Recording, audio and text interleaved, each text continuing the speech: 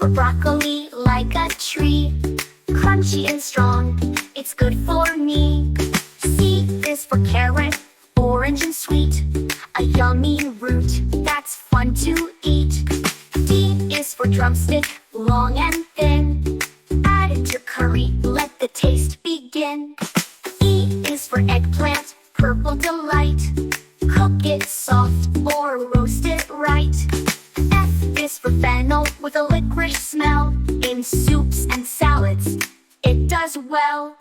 G is for garlic, tiny but bold. Adds magic to dishes, hot or cold. H is for horse gram, healthy and small. Good for soups and tasty for all. I is for Indian spinach, green and wide, full of iron with strength inside. J is for jackfruit seeds, soft and round. Cook them well, they're truly sound. K is for kale, curly and bright. A leafy green that's full of might. L is for lettuce, fresh and light. In sandwiches and salads, it's just right. M is for mushroom, soft and white. Cooked in butter, it's a delight. N is for nopal, cactus to eat.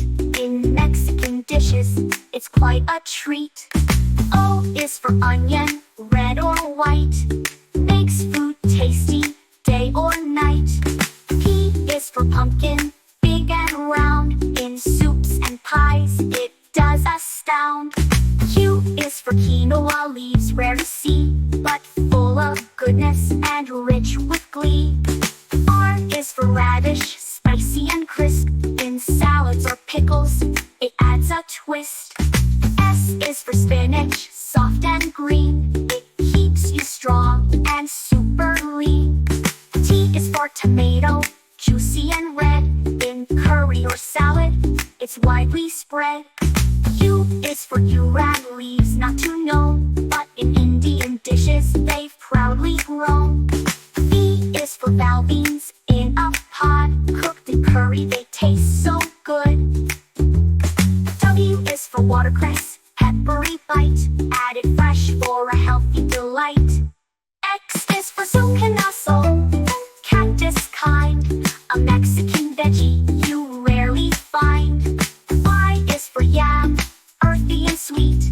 Roasted or boiled, it's quite a treat.